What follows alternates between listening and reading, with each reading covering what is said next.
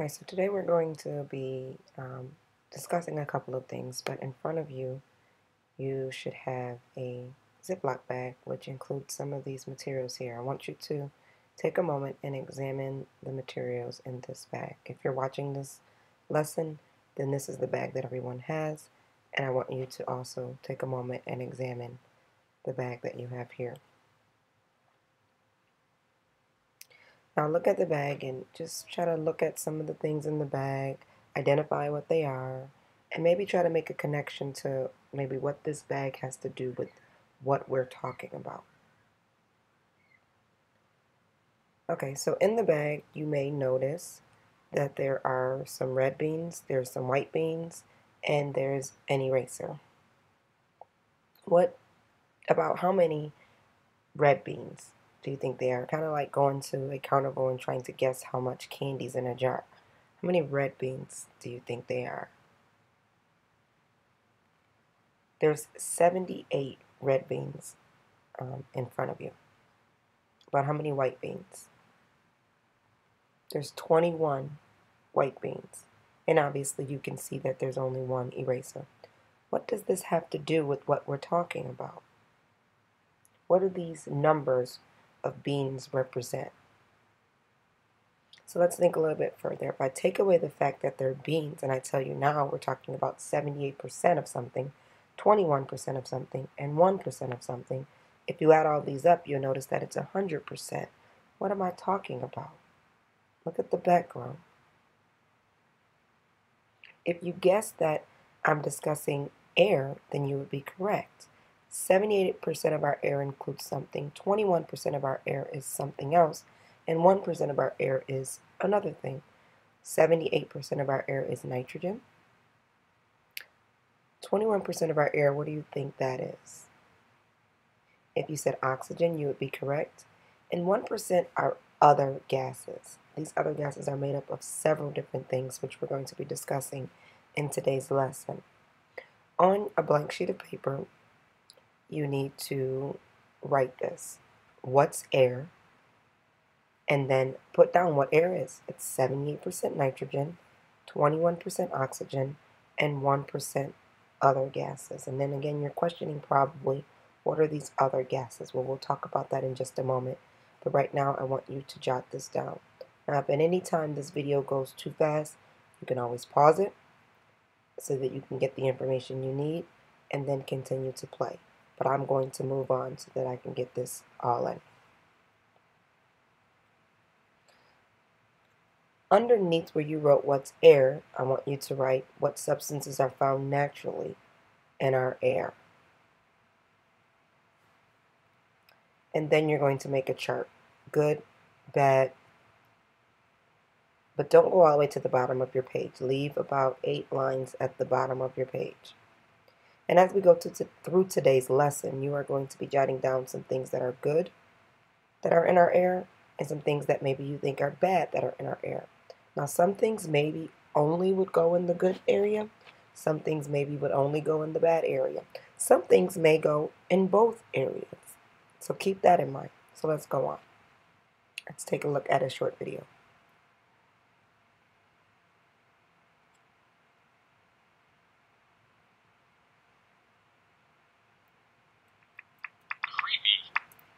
Dear Tim and Moby, what is the atmosphere? Why is the sky blue? From Thomas. The atmosphere is nitrogen and oxygen that wrap around the Earth like a blanket. Without the atmosphere, we wouldn't be able to live here.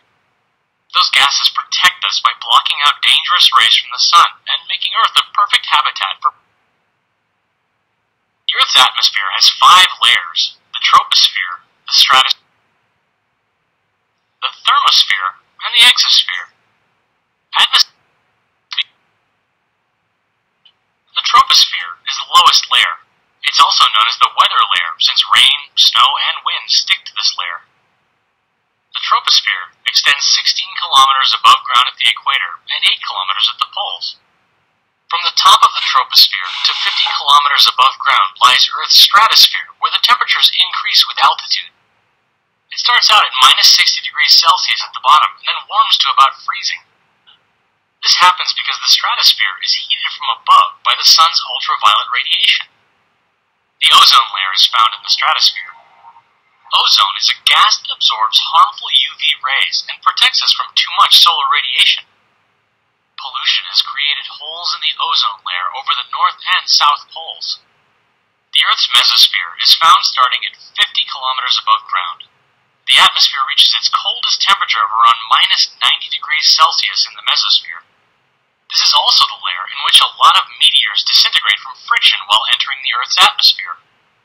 The thermosphere is the fourth layer of the Earth's atmosphere, and also the hottest. The air is so thin that not much solar radiation can be absorbed, and temperatures climb to almost 2,000 degrees Celsius. The Earth's thermosphere also includes the ionosphere, a region of the atmosphere that's filled with charged particles. Starting 500 kilometers above Earth, the exosphere is the highest layer of our atmosphere. It is definitely not stable. The atmosphere becomes very thin, and gas molecules can escape into space. Alright, why is the sky blue? Well, light has different colors based on its wavelength. The gases in our atmosphere scatter certain wavelengths of light and let others pass right through. Blue light is scattered the most efficiently by the gases in our atmosphere. That's why the sky appears to be blue. The color of light that gets through our atmosphere most is blue. Therefore, we have a blue sky. Hey, leave that flight attendant alone. Right, from the video, you should have jotted down a couple of things that you know that are in our air. So, continuing with what's air, let's take a look at this paragraph.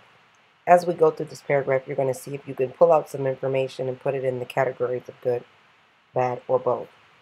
What we call air is actually a mix of several different gases, particles, water, and other materials.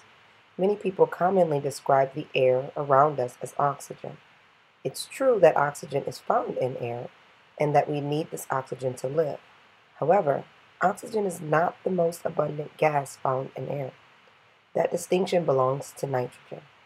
If we break down the composition of air into percentages, nitrogen makes up about 78% of Earth's air. Oxygen makes up the rest, about 21%. But you notice that's only 99%. So therefore that 1% involves other stuff, which we're going to talk about. From this paragraph, you should have pulled out at least two things, actually three things, that you can put into categories, good, bad, or both. If you do the math, you'll realize that nitrogen and oxygen together make up 99% of air around us. What's in the remaining 1%? The last 1% of air is made up of a combination of other gases. Now don't write other gases in your categories because it hasn't been specific enough, so you don't even know what category to put them in.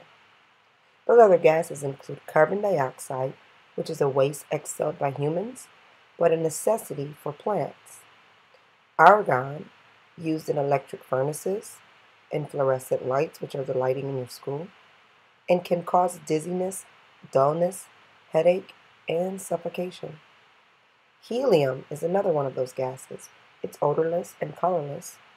It's used for lifting balloons. It's used in MRI scans to help diagnose illnesses or injury, and it can also cause suffocation. Methane is another gas. It is a greenhouse gas released from cows. It's in farts. It's combustible and is important for making electrical power. All of these gases are made of atoms or a combination of atoms called molecules. We'll talk about that more when we get into chemistry. Atoms are the fundamental building block of all matter. Because these gases are made of atoms, we know that the air occupies space and has mass. It's not just an empty void. I apologize for the typo there. So air is not just empty space. Air actually takes up space. And as we move through the air, we move the air out of our way so that we can take up the space that is being taken up by the air. You should have been able to pull out a couple of things out of this paragraph to put in good, bad, or both. Now, if you take a look at this picture here, kind of examine it, you'll be able to identify what's in this picture. Let's take a look at this paragraph, and you'll pull some information out of this paragraph to put into your categories good, bad, or both. Air can also contain a variety of other particles. Some of these particles are naturally occurring, but others are introduced by humans. Dust is a naturally occurring particle in the air. In large quantities, dust can reduce air quality, but small amounts of dust are important to the air. The dust particles in air provide surfaces on which water molecules can join together and form clouds. Ash is another naturally occurring particle in air. Ash is likely to be present in air over an area that has experienced a volcanic eruption. You should have been able to pull out two things from this paragraph, putting it in good, bad, or in both. Let's take a look at a video. It's freezing. Oh, much better. Dear Tim and Moby, what is the greenhouse effect? From ECR. The greenhouse effect is a warming up of the Earth from certain gases in our atmosphere. Gases like carbon dioxide, nitrous oxide, and methane are known as greenhouse gases when they occur in the atmosphere. Well, it's similar to how we're keeping warm right now. Solar radiation, or rays of sunlight, comes in through the glass and heats up the air inside this greenhouse. That hot air is trapped inside, which makes a nice warm and humid environment for the plants. Right, greenhouse gases are sort of like the panes of glass that make up a greenhouse, but with some important differences. The main difference is this. Once sunlight gets trapped inside a real greenhouse, its heat is stuck in there and can't really get back out into the surrounding air. When sunlight travels into the Earth's atmosphere, land, water, and plants on the Earth's surface soak up most of that radiation. But then lots of that energy is sent back out into the atmosphere in the form of infrared radiation, or heat. Instead of just blocking the heat from escaping into space like the greenhouse glass does, the Earth's greenhouse gases absorb heat and send it back down to the surface. That makes it kind of a heat loop. Well, the end result is the same. The Earth warms up just like the inside of a greenhouse. Without these gases, our planet would be about 33 degrees Celsius colder, too cold for us to live here. Well, the Earth has naturally heated and cooled over time. But if the greenhouse effect gets too strong, the Earth could drastically warm up, which would cause climate changes and other environmental problems. Scientists believe this is already starting to happen, and they call it global warming. In the last 100 years, the Earth's average surface temperature has risen about 3/4 of a degree Celsius. That doesn't sound like a whole lot, but it's more than enough to cause glaciers and the polar ice caps to start melting. If it keeps up, sea levels could rise high enough to flood coastlines, endangering the habitats of many plants, animals, and people. Plus, the warmer temperatures themselves can be dangerous to life, both in the oceans and on land. Global warming may also change weather patterns all over the world. Like, it might increase the number and severity of floods, droughts, and storms like hurricanes. Scientists are already predicting that temperatures could increase by up to 6 degrees Celsius over the next 100 years. Well, scientists say the main cause of global warming is skyrocketing levels of greenhouse gases, especially carbon dioxide and methane. And they agree that most of it is likely due to human activity. For one thing, the burning of fossil fuels puts more and more carbon dioxide into the air. Also, deforestation has reduced the worldwide number of plants and trees which take in carbon dioxide and produce oxygen. And then there's our dependence on animals for meat and other products. The digestive systems of cows and other livestock produce methane, which is more than 20 times as powerful a greenhouse gas as carbon dioxide. It all adds up to one unavoidable conclusion. We need to work at reducing the amount of greenhouse gases that humans put into the mix. That's our best chance of keeping the Earth on track. Oh, do we have to?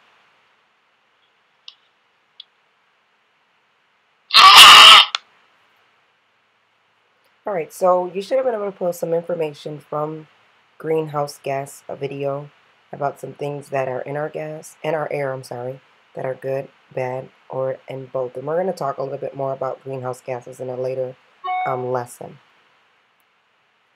Smog is another thing that's in our air. Now, if you can see here, this picture is not a foggy day. This picture is because of our industrialization that we've encountered in our years. It produces something called smog. Industrialization is the traveling of cars. We used to have to walk everywhere. Now there's buses, now there's cars, there's trains, there's different modes of transportation that get us places faster, but they also release smog into the air. Buildings also release smog into the air, and these are factories that manufacture our clothes, our food, our shoes, our products that we use on a daily basis. So smog is something else that is in our air on a constant and daily basis. Smog will reduce the quality of our air. Let's take a look at a video. Yikes! You better get that checked out, Moby. I'll handle this letter. Dear Tim and Moby, what is causing the ozone layer to deteriorate, and how will it affect us? From E-Man. Ozone is a gas made up of molecules with 3 oxygen atoms. The kind of oxygen we breathe has 2. The ozone layer is a part of Earth's atmosphere where a high concentration of this gas protects us from the sun's powerful ultraviolet radiation. Too much UV radiation is bad for a lot of reasons. It can cause skin cancer, eye problems, and weaken your immune system. It's also harmful to plants and animals, upsetting the balance of the food chain. You may have heard of the hole in the ozone layer. Ozone is constantly being produced and destroyed in the atmosphere, but the total amount is basically stable. In the 1980s, scientists noticed a drastic thinning of the ozone over Antarctica, causing the destruction of nearly 70% of the ozone layer normally found there. It's kind of like a hole in Moby. Without his protective covering, Moby's insides are vulnerable to things that could really mess him up. That's why Moby's off getting repaired right now, and why it's important for us to know what's going on with this ozone thing. I'm not sure what happened to Moby, but the ozone depletion is caused by the release of certain chemical compounds into the air. Compounds such as chlorofluorocarbons, or CFCs, and other ozone-depleting substances were used in refrigerators, spray cans, and other household stuff. CFCs take a few years to get up to the stratosphere, but once there, radiation from the sun triggers a series of reactions that causes ozone to break down. So are we doomed to lose the entire ozone layer and live in a world of never-ending sunburn? Luckily, people realized that this could be a problem, so in 1987, many nations signed a treaty called the Montreal Protocol, promising to reduce their use of CFCs and other ozone-depleting substances. Today, over 190 countries have signed a new version of the treaty, agreeing to stop all CFC production. In the United States, the Environmental Protection Agency oversees a number of programs designed to help the ozone layer. People can help by making sure that the folks who repair their air conditioners and refrigerators are EPA certified, so tell your parents. Oh, wow, Moby, that's great. Why can't we just patch up the ozone layer like you, Moby? Unfortunately, we can't make enough ozone to replace what's been lost. The good news is that ozone is produced naturally, so if we stop making ozone-depleting substances like CFCs, the ozone layer could be restored to normal conditions in as little as 50 years. In fact, scientists have recently confirmed that they've started to see some recovery in the amount of ozone in the atmosphere. It's really important that people know about the ozone, though, so the whole world will stop producing the chemicals that cause its depletion. I don't think they want to see a movie about that, Moby.